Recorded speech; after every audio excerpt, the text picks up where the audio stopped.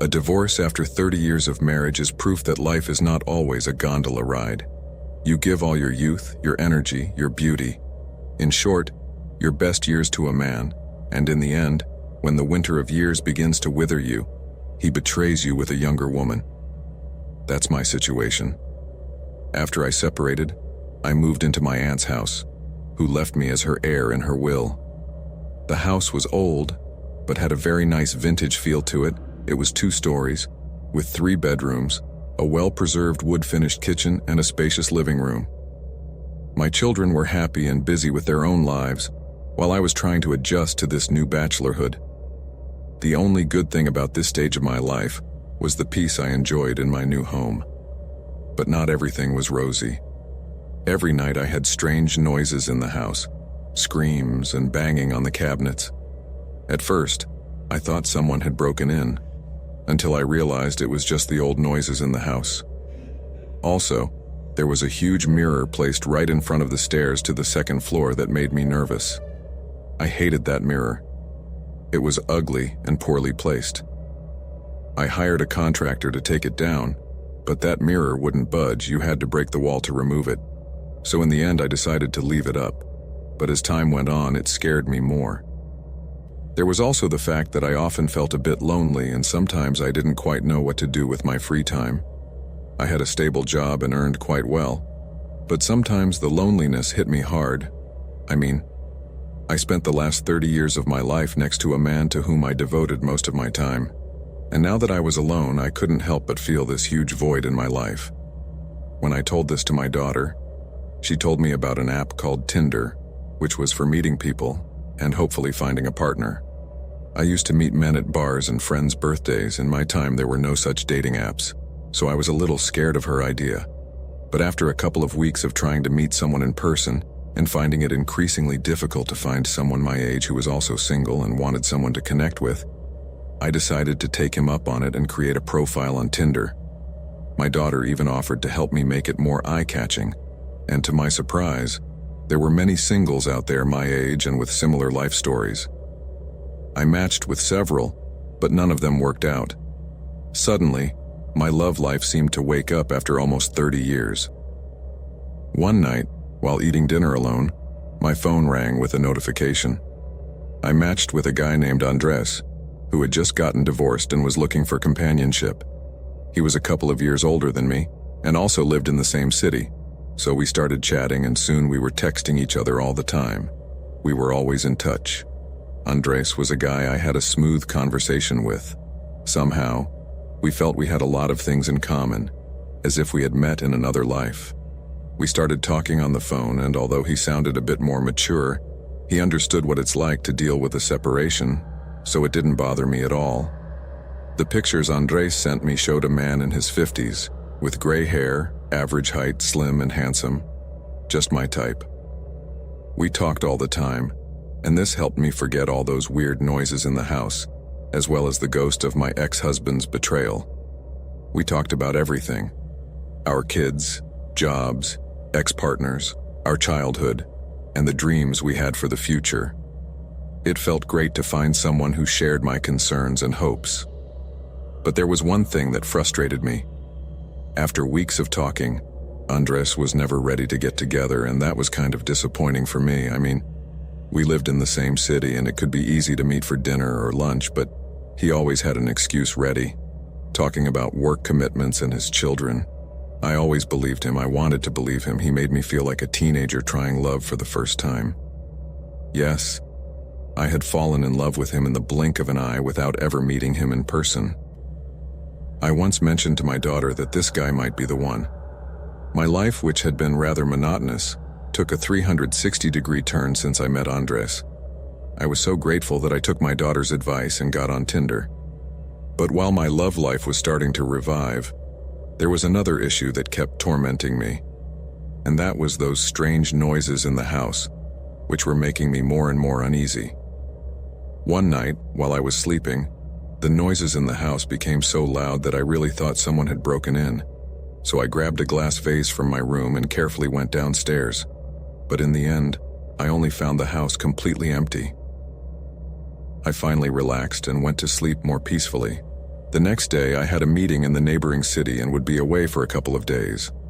I checked into the hotel while still in contact with Andres, who sent me a picture of him cooking breakfast in his kitchen, and that meal looked amazing. It was wonderful to share those little moments which made it all the more special. The hotel was pretty big, so I decided to take a walk around the park while I talked on the phone with him, but I didn't tell him where I was, just that I was out of town. We chatted for a good hour, and at the end we said goodbye as usual, as it was time for dinner. When I cut the call, I headed towards the dining room. That's when I suddenly saw a guy standing in the hallway. I couldn't believe it was Andres. He had a huge smile on his face, and when I saw him, I couldn't contain my excitement, so I jumped into his arms hoping he would hug me back and feel as happy as I was to see us in person at last. But instead he pushed me aside and stared at me with a surprised face, even a little scared. "Andres, it's me," I said, thinking that maybe he hadn't recognized me. But he just stared at me for about 5 seconds, and suddenly, he said with a very respectful tone, "I'm sorry, ma'am, I don't know who you are." I tried to remain calm, not believing what he was telling me. "You probably mistook me for someone else," she told me, as a lump formed in my throat. "Andres, it's me, Anna, we just spoke." "No, ma'am, my name is Alexander and I don't know who you are," he replied. And at that moment, although my mind was trying to take it in, my heart couldn't accept that Andrew was doing this to me. Of course it was him. He had even sent me pictures sporting that same striped shirt I was wearing. "Please, Andres, don't be kidding me. Are you serious?" I said. That's when a woman appeared behind him who intertwined her fingers with his, and I immediately noticed that they both had the same gold ring on their finger. She asked him what was wrong, and he politely explained, "Nothing, honey, just a little misunderstanding. The lady mistook me for someone else, but she was leaving. Let's go to our table." At that point, probably noticing my state of shock, the woman gave me a worried look, and in a fit of desperation, before she could say anything to me, I pulled out my phone and logged into Tinder, showing my messages and pictures. "Look, these are the pictures I have of you. Deny me that. This is crazy." "Ma'am, this is my wife. I don't need those apps. I don't have any Tinder account and I don't know who you are. If you don't mind, let me go to the dining room with my wife or I'll have to call security," she replied. It was obvious that someone had tricked me, and reality smacked me in the face at that moment. Unable to take any more of this humiliation, I ran back to my room and threw myself on the bed, crying inconsolably. I was a wreck. I just wanted to be home, curled up in my bed and let the tears flow. I didn't care about the reunion or anything, so I took my car later that night and drove home with my eyesight blurred with tears, but definitely no one had prepared me for what I would find when I got back. As I parked in my garage, my neighbor, an older lady walking her dog, greeted me and told me that she had had the pleasure of meeting my new boyfriend that afternoon. "He's such a sweet man. You're lucky," she added. I hadn't understood anything and wasn't in the frame of mind to process what she was telling me. But as I walked through the door, my mind disconnected. Reality hit me again, but this time I was more bewildered than before. All the lights were on, the TV was working, there were snacks scattered around the kitchen, a load of laundry in the dryer, and a pile of dishes to be washed. I thought maybe my daughter was home, but after checking every room, I realized she was alone. Without a second thought, I called the police, my heart pounding out of control as anguish took over. I was so emotionally wrecked that I didn't even feel fear as I walked down the stairs, and when I saw my reflection in the huge mirror, all the emotions came rushing back. Without thinking, I grabbed a meat hammer from the kitchen and started pounding on the mirror furiously. It wasn't long before the police arrived, and I had barely punched a hole when they started asking me what was going on. I told them that someone had broken into my house in my absence and had used all my things. Then the officers searched every nook and cranny and found no one. One asked me why I was breaking the mirror, and I replied that I hated it. This officer looked at me funny and then at the mirror. He then told me to back up, took the hammer from me, and broke it in 2 blows. To my surprise, behind the mirror was a wooden door that I didn't know existed. The cops kicked the door open, and inside was a small room with a bed, some books, some food and clothes. And on the bed was a skinny guy about 40 years old that I had never seen in my life. The cops arrested him right away and started going through his things. At that moment, I was so scared and devastated that I couldn't understand how my life had taken such an extreme turn in less than 24 hours. When they looked at his phone, they realized that he was also on Tinder, and it turned out that he was Andres, or rather he was the guy who was pretending to be someone else and using that name to trick me. When the police questioned him, the guy whose name was Frederick confessed that he was my aunt's former gardener and that he had moved into that secret room shortly after she passed away and had been living there incognito for years. He said that with me moving in, he couldn't move freely around the house, so to try to keep me distracted, he decided to get on Tinder to make me think he was the man of my dreams. He even stole the social media photos of a former client named Alexander, who thought I would like him, and his plan was working perfectly until I showed up home unannounced. That was perhaps the cruelest thing of all, because that man was just the one I met at the hotel, and you see, he wasn't actually lying. Frederick used a two-way mirror to spy on me all that time. The truth is that I was so traumatized by everything that happened that I decided to move in temporarily with my daughter and her husband. After that, I sold the house and bought an apartment. The guy was jailed, but I was still so affected by that experience that I couldn't open myself up to love again. I definitely swore I would never use dating apps again.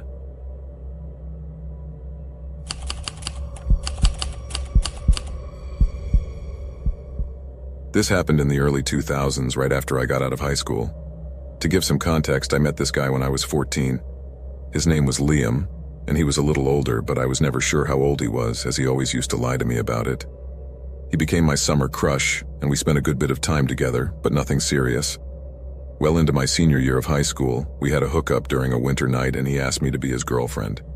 I actually really liked him at the time, so we officially started dating.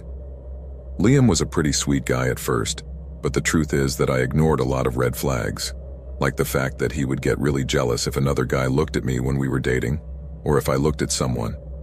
After I turned 18, we decided to move in together. I was still in high school and had an after-school job, so I thought I could handle it. Plus, I figured he would be a great partner, and we could build a life together. But I was completely wrong. I eventually graduated and ended up with 2 jobs while he was constantly quitting the ones he had. I was also preparing to go to a local university, determined to do everything I could to get ahead and better myself. However, after about a year of that, the fights started to become extreme, and in some cases the violence became physical. I began to feel more and more trapped in the terrible situation I was in. The wear and tear between the physical and emotional abuse this man was inflicting on me was overwhelming, and my self-esteem, as well as the enthusiasm I used to feel for life, slowly faded away, turning me into a shadow of the person I was. Deep inside me, I knew that I deserved better, that the promises that he would never hurt me again were huge lies, and even though he said he would kill me if I tried to do anything against him or leave him, I used to ignore him because I didn't think he really would. This situation intensified when our first child was born, because then he would also use it as a blackmail mechanism, saying that he would take him away from me and I would never see him again. I remember one particular occasion. That night I had been at home, taking care of our baby while he went out with friends, something I had become accustomed to. It was a quiet night. I was enjoying my time as a new mom and relaxing without having to deal with him. When he came home in the middle of the night, he brought a friend with him, one I knew but not well. At first everything seemed fine, but I soon noticed the sarcasm in his tone with me, a fake "everything is fine" that usually indicated a fight was coming, so I tried to prepare myself for conflict, thinking that his friend's presence might prevent an explosion, and made sure not to do anything that might anger him. I stayed close to my little boy and let him and his friends relax, talking and drinking. However, I don't know exactly what triggered the chaos that night, but it was horrible. Suddenly, he wanted to fight me. He was screaming in my face that he planned to beat me up like a man while I held our baby. His friend stayed nearby, accompanying him while I tried to run away, but he blocked my way before I could escape. He kept telling me he was going to kill me, and for the first time, I believed him. I saw his friend standing there witnessing everything, very scared, so I handed him my baby and asked him not to let anything happen to him. And as soon as I handed it to him, I felt him pull my hair out. He started kicking me and hitting me, but I managed to break free and crawl as best I could into the living room, where we had the landline phone. I was about to dial 91, but just as I pressed on the third digit, the guy picked me up and slammed me to the floor. He slammed the phone down and punched me in the face. I thought that call never went out, and at that point he started punching me so hard that I started to lose consciousness and only saw stars. It was as if he was enveloping me in his world of chaos. As I was curled up on the floor, trying in vain to protect myself from my boyfriend's brutal attack, I looked at his friend and begged him to go for help, but he was paralyzed with fear, even more so when after Liam warned him that if he moved, he would kill him. In that instant, I realized that the friend was too scared to react and didn't know what to do. I couldn't be mad at him for not helping. I was thankful he was watching my baby, and I knew Liam could finish me off like he always promised. But I wasn't going to make it that easy for him either, so I fought harder than ever. It was obvious that he had inordinate strength, at least 100 pounds more than I did. But I was a mother, and I wanted to live to see my son grow up. So while he was overpowering me, beating me and trying to choke me, I started clawing and kicking him with all the strength I had left. But suddenly the beating stopped. I no longer felt blows to my head, but my eyes were so swollen that everything was blurred. However, I heard a loud sound. He pulled away from me, and for a moment I had no idea what was going on. I wasn't even sure if I was still alive as my consciousness came and went, until I finally managed to stand up. He told me to shut up, and then when I heard knocking at the door, it was police. The police had arrived, and I can't describe the relief that made me feel. It turned out that the 911 call had been opened, and everything that happened was clearly heard. So they sent a patrol car right away. When I opened the door, the officer told me to back away. He started telling the police a story about the baby crying, as if that was all that mattered. I walked over, tried to get an officer's attention, and when he looked at me, he immediately turned to Liam and rushed over to handcuff him. It all happened too fast. The cops arrested him, and one of them stayed talking to me, taking my statement. It was shocking when one of them told me that I had some of the worst injuries he had ever seen on anyone still alive. He had damaged me so badly that I had a hole in my lip, and I couldn't even drink water because of the pain and swelling. After he was locked up, Liam called me from jail, and all he asked me was, "Why did you do this to me?" As if I was the villain and he was the victim. The worst part is that he didn't show a shred of remorse. He didn't even pretend that he did. In the end, I just told him about the call and didn't even answer. Liam received a 26-month prison sentence, a canoe ride for a person as ruthless and dangerous as he was. In the end, he only served 18 months and barely got out. He moved to another state. But from there, he managed to track me down and started tormenting me. But I threatened to report him again if he came near me, as he had a lifetime restraining order. Still, I moved across the country, to a city where I knew he would never find me, and he finally got tired of me and moved on to his next target. I have had a burden of guilt for all of this. For all of it. Mostly for what I did to myself by not getting away from that monster in time. The next woman he attacked, however, was not only beaten, but choked to death. Liam finally took someone's life, and I'm sure he didn't hesitate for a second. I kept telling myself that if I hadn't left, it could have been me who ended up dead. I feel so sorry for that poor woman's family. Now Liam is behind bars, and he is going to stay there for the rest of his days. It took an innocent woman to lose her life at the hands of that beast for the authorities to realize that he was a danger to society. I'm sure Liam doesn't feel an ounce of remorse, but at least he's no longer a threat to anyone. I'm so grateful that I walked away from him. I know I made the right decision.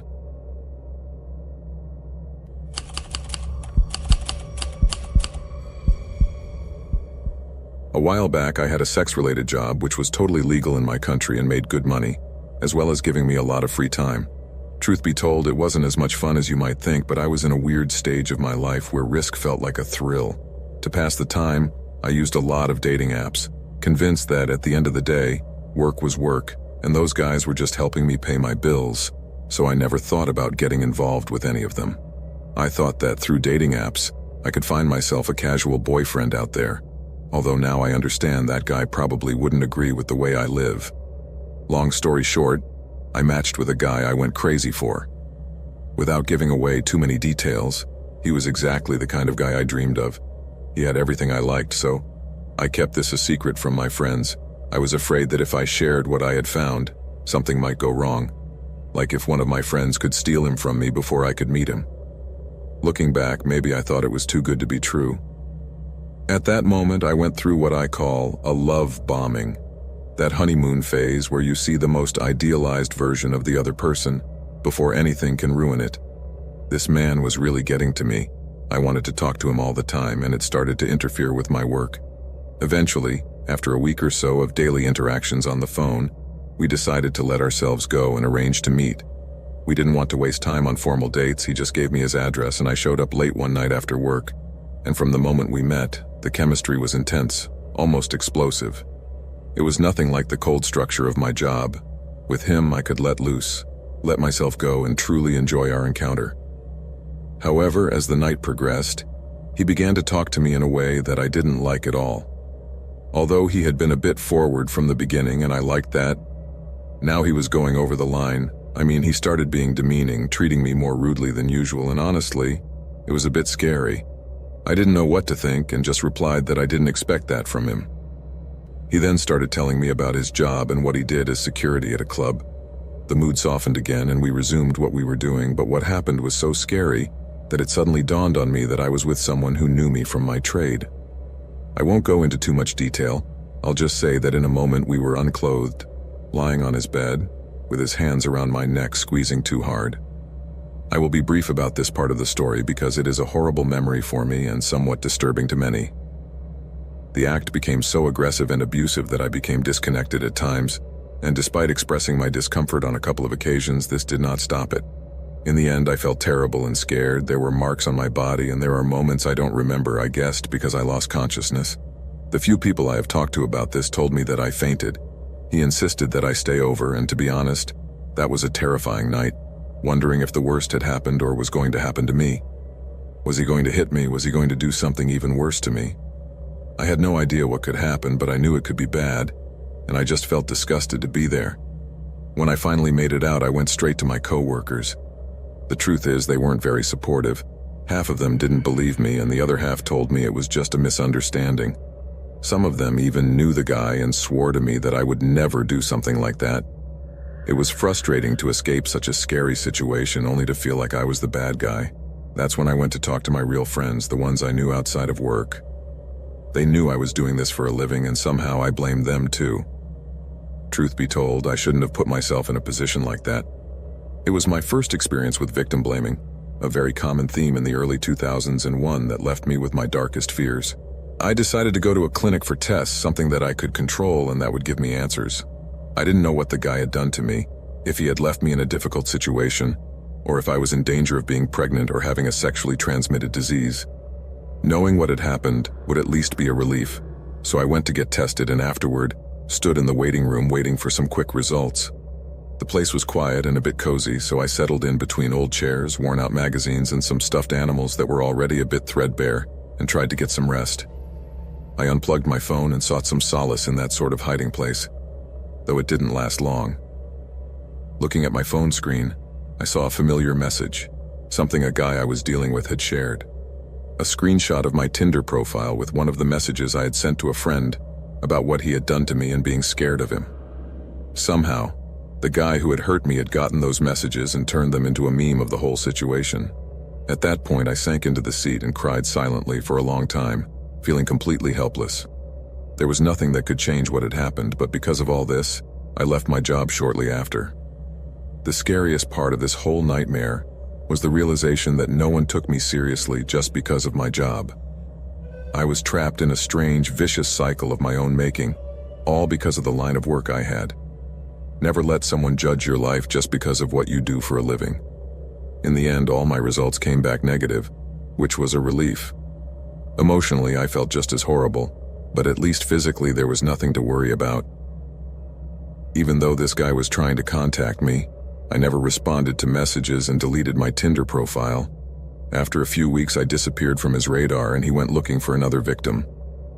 So don't make my same mistakes. Don't fall into deceptive traps. Don't take home strangers, and above all, don't trust dating apps.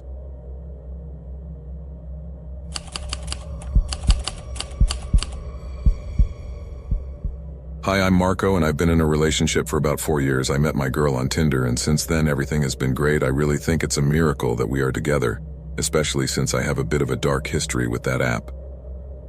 On Tinder, there is everything from amazing people to some really horrible and scary ones, and among those bad ones was Laura, the cruelest person I've ever met. At first, Laura didn't seem so bad. In fact, she seemed to be a dream of a girl. When I met her, she stood out among all the girls. She was beautiful and seemed to be the woman every man dreams of. I thought I didn't stand a chance with her because she was too pretty, but that didn't stop me. After giving her a ring, I put my cell phone down and went out to get something to eat. As soon as I went out, my phone rang, matched with Laura. I was surprised, to be honest. From then on, everything went pretty well. We started talking, and to my surprise, she was charming. She had a magnetic personality that attracted me immediately. We shared many tastes, we had the same sense of humor, and our talks were super fluid and entertaining. She was that kind of girl with whom you could talk about anything and never get bored. Days turned into weeks and our bond grew stronger. Everything was going great until we decided to meet in person, one cold autumn night that I would love to forget. Laura suggested a secluded spot, and although it seemed a bit odd, I didn't question it. Perhaps she liked quiet places. So we found ourselves in a small eucalyptus park that was about half an hour from my house, where the shadows seemed to lengthen and gave a somewhat gloomy appearance. When I arrived, Laura was already there with a charming smile. To my surprise, she carried a Polaroid camera. "What did you bring it for?" I asked. "To capture our moments. Sit down and you'll see," she said. We sat on a bench, and for a while everything was normal. She asked me about my life and I did the same. Nothing seemed out of the ordinary until suddenly Laura said, "Have you ever killed any animals?" I was shocked and replied, "What, excuse me?"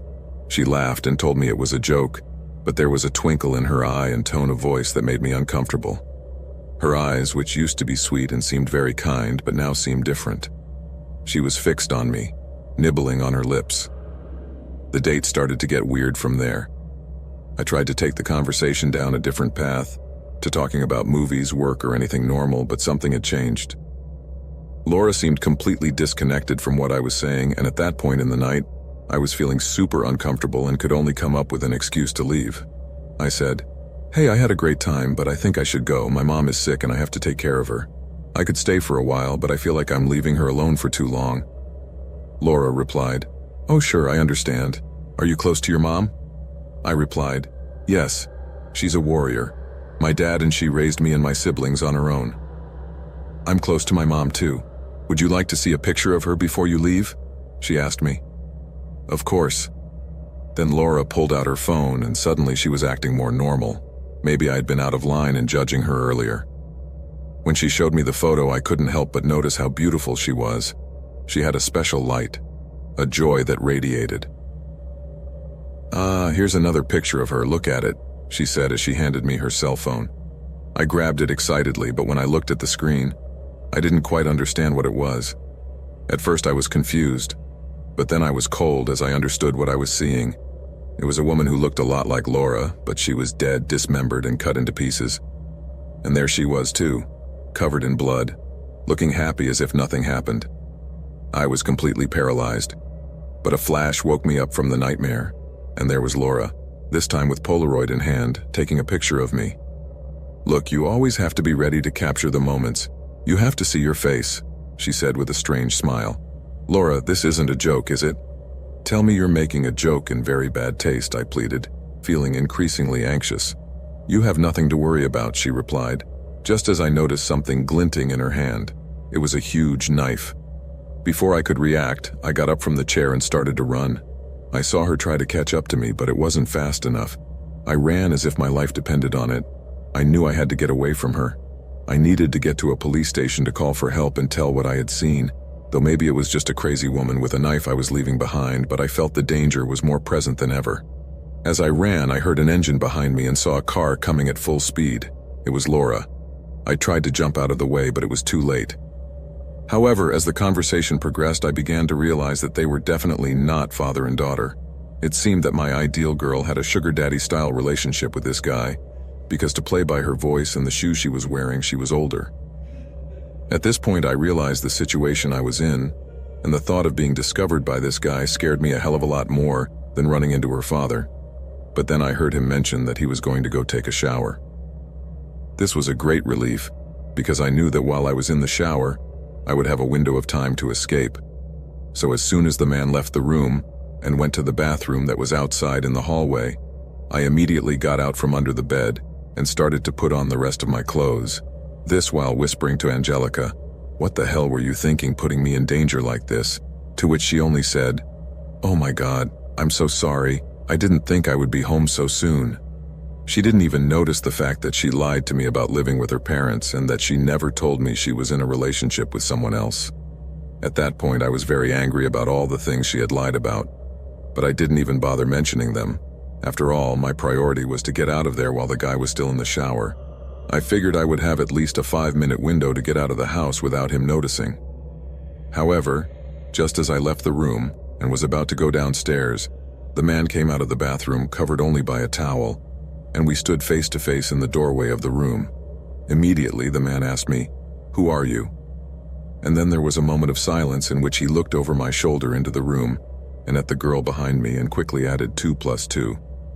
Needless to say, at that very moment I started running for my life down the stairs before he reacted, but I knew he was following my steps because of the screams behind me, and when I finally approached the front door I felt my shirt being grabbed and pulled back. But somehow I managed to free myself and get a little more distance between us. Then, as I desperately ran down the street, I looked back and saw that the man, who was huge and burly, and about 40 years old, was running after me completely naked, and with an expression on his face that clearly said, "I'm going to tear you apart when I catch up with you." I swear to God, I had never been so terrified in my life. Just having a guy much bigger than me and completely enraged beat me up was scary enough, but to have this same guy pounce on me naked and punch the life out of me was just another level of scary. At that point, I started running as fast as I could. Fortunately, I am a thin and small guy, and this gave me a bit of an advantage, but you should never underestimate an angry man.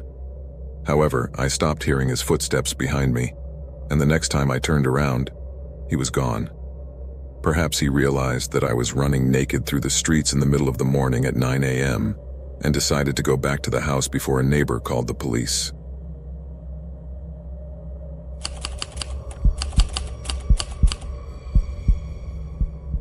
A few years ago, when I was only 21, I tried my luck on a dating site called man-of-fish.com.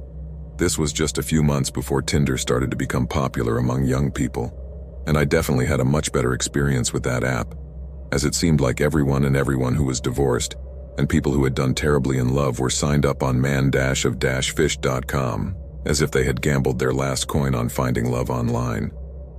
Don't get me wrong, it's not that I'm wrong, or that I'm looking down on these people or anything like that. On the contrary, I really hope they all got what they were looking for. But for a guy of only 22 years old, the experience of meeting people through that site had not been the most satisfying thing in the world. I did meet a couple of women, but they were older than me and definitely wanted other things.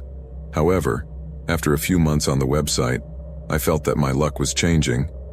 Well, I finally met this cute girl named Angelica, who besides being very beautiful and charming, she was the same age as me, and according to what she said, she was also in college. The only detail is that we were in different cities, although within the same state. But even so, I was very interested in her. Angelica and I started talking through the app chat, but then we exchanged numbers and started communicating through text messages. She was an absolutely lovely girl and had a great sense of humor. We talked daily and she was just as interested as I was in seeing each other in person. But for that, I had to wait until December when I got a vacation from college. But I was so excited about this girl, I didn't mind at all waiting to meet her in person. Finally, my vacation arrived, and the first thing I did was to buy a ticket to go see her in her city. I also booked a room in a small hotel, where I planned to stay for the next 15 days. As soon as I arrived in the city, the first thing I did was to call her and arrange to finally meet her. I was really excited to meet her. For our first date, I invited her to a small cafe that was near where I was staying. That afternoon, we had a great time, and it was really everything I expected. She also seemed to be very happy, and above all, there was a lot of chemistry between us. That day, we had our first kiss, and we arranged to meet that weekend. I had thought of inviting her to dinner at a nice restaurant I had seen downtown, but she had a much better plan. or at least I thought so at the time. She told me that her parents would be away from home for the weekend, that they were both going to visit a relative who lived in another city for the vacations, and she arranged for me to meet her on Saturday afternoon at her house. This was music to my ears. I know this may sound cheeky, but upon telling me that his parents were not going to be there, my first thought was that maybe it wasn't just about watching a movie and eating pizza. I thought if I played the game right, I could stay there for breakfast too, if you know what I mean. For the next 2 days, I waited anxiously for that Saturday until it finally arrived. That day, I arrived at her house with pizza and drinks, and everything went as planned. It was a wonderful afternoon, and in the evening she invited me to stay, and I readily accepted without thinking about it. The next morning, after spending a wonderful night, I woke up earlier than her, and although this sounds creepy, I just lay there in bed watching her sleep. But she looked so beautiful while she slept that I couldn't help myself to stay like an idiot just admiring her, and enjoying that little feeling of victory that you get after things go as you wanted on a date. However, this feeling was quite short-lived because after a few minutes I started to hear someone open the front door and then slam it shut. Knowing that someone was in the downstairs part of the house, I immediately got out of bed to get dressed, for there was no way I wanted my first introduction to her parents to simply show up at their house after I'd gone to bed, obviously with their daughter, taking advantage of their absence. The moment I jumped out of bed, she woke up too, and upon hearing that her parents had arrived, she started freaking out and desperately telling me that I had to hide. At the same time, I started hearing footsteps coming up the stairs.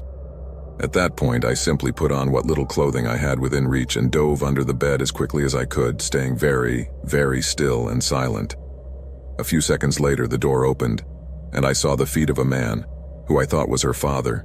He came in as if it was nothing, but the way he started talking to her was not the way a father talks to his daughter. At that moment, I thought the worst.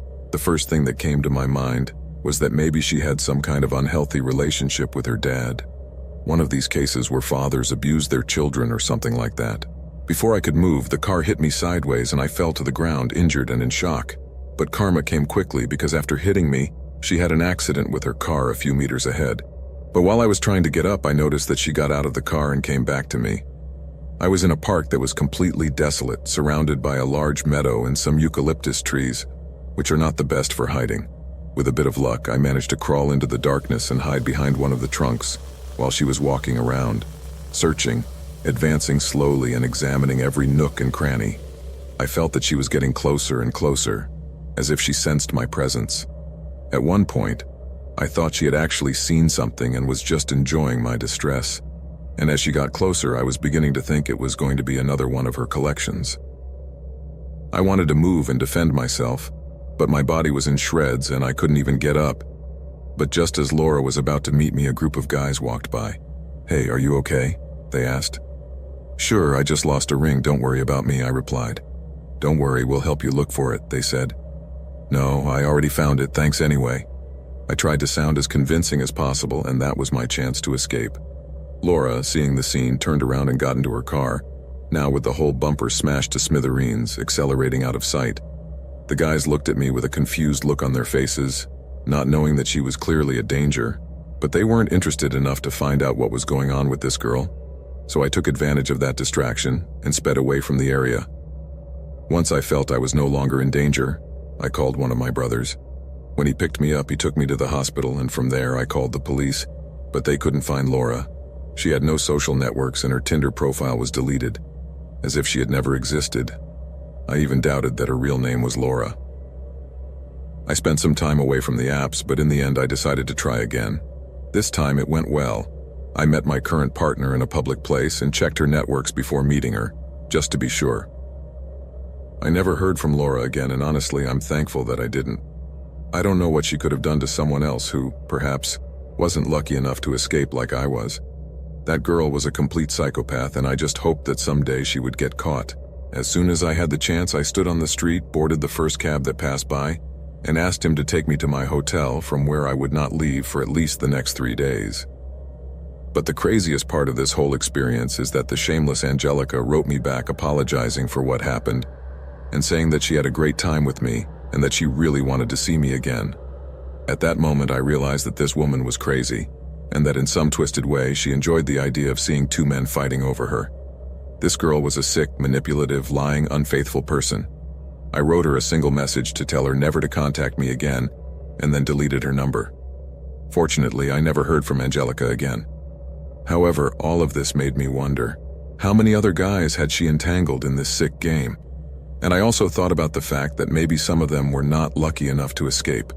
Thank God I never went through a similar experience again. But after this, every time a girl invited me to stay at her house, I couldn't help but get nervous.